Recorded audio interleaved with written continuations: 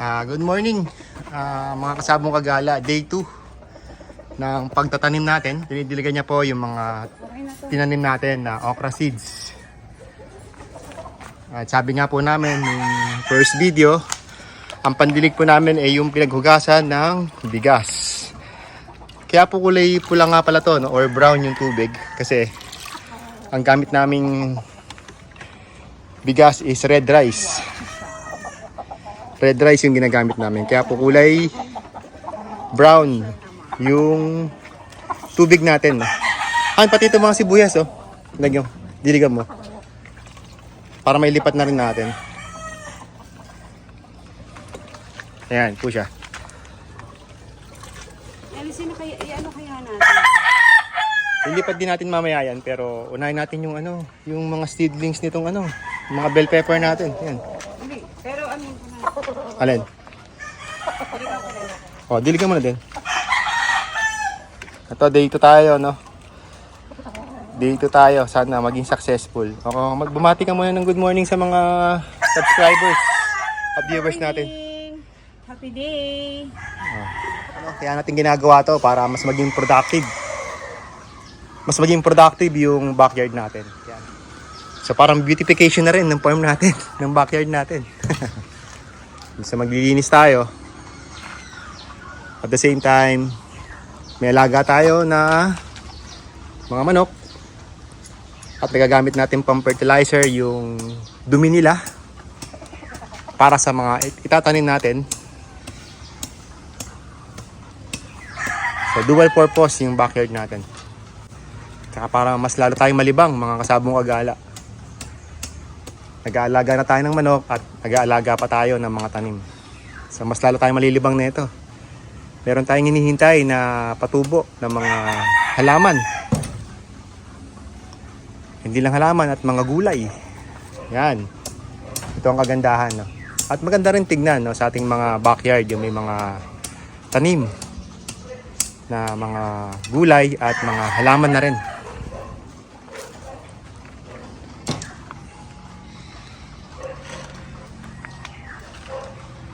Ito yung mga alaga natin dito, no? Ito, mga nagkamit na to sa CCF. Sa CFC pala. Kainta Fair Center. Itong dalawa. Silang dalawa yung mag-partner. Ito, papalagunin na natin itong mga to.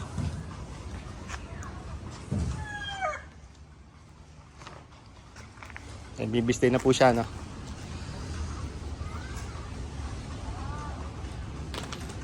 Tapon-tapon ng mga bato. Ha? Magle-layer. Ito, at isa pa nga pala na natin kinaplano natin na maglalagay naman tayo ng mga layered chickens para ang gagawin natin business is yung itlog naman na puti. Dito naman natin siya lalagay yung mga layered na puti natin dito sa loob nito para talagang hindi sila bantad ng hangin at may ilaw na din dito. So ang kulang na lang dito is battery type cages kapag lalagyan natin ng mga layered chickens natin. Ito yung ginawa natin brooder, no, sa mga sisiw natin before. Pero ngayon gagawin naman natin siyang lagayan ng mga layered at kukulong natin yung mga layered sa battery cages natin. So para may negosyo na rin tayo.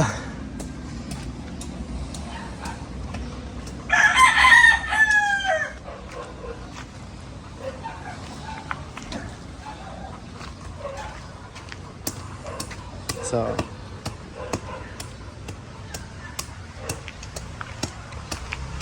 say hi. My hi. My hi. My hi. My hi agad, pagod na agad ibig sabihin. Ayan, napupuno na. My hi. Lipat na natin yung mga seedlings ng mga bell pepper. Bell pepper na to, no? Bali, yung iba natanim na namin sa veranda namin. Ito yung natira 6. So, ililipat na namin to dito sa mga cups natin ito, empty cups.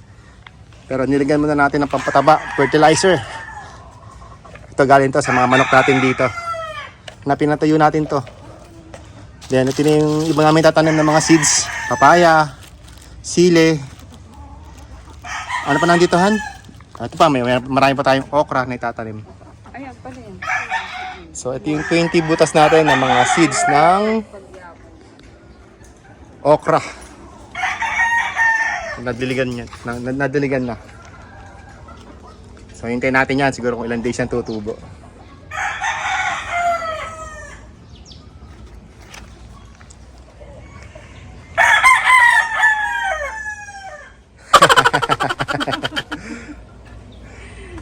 Okay. Tignan natin to. Ito na po yung ginagawa niya. Binibista niya na po yung mga lupa para lilipat na natin yung mga seedlings natin ng mga bell pepper. Bistayin muna natin yung lupa para medyo makahinga yung natin, no? Yung mga ugat.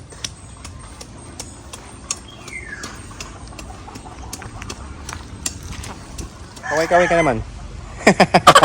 Init. Mainit. Ano nang oras na ba? Time check. Alas 9?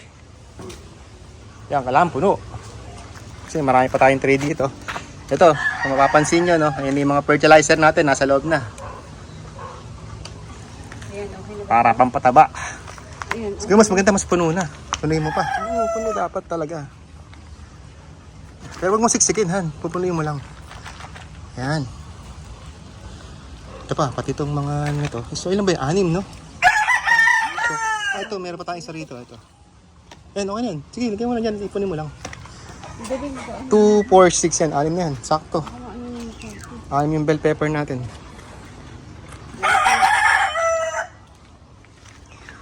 Maganda nga ito. Naka-live tayo eh. Hindi ko naman nakakuha yung tripod. Sayang.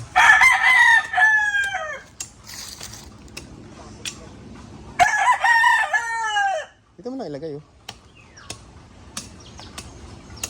Yan, tama yung ganyan lang ano, para malagyan pa natin ng ano, pampataba, no? May mga space. Ganyan kadami lang. Yan. Galing, galing.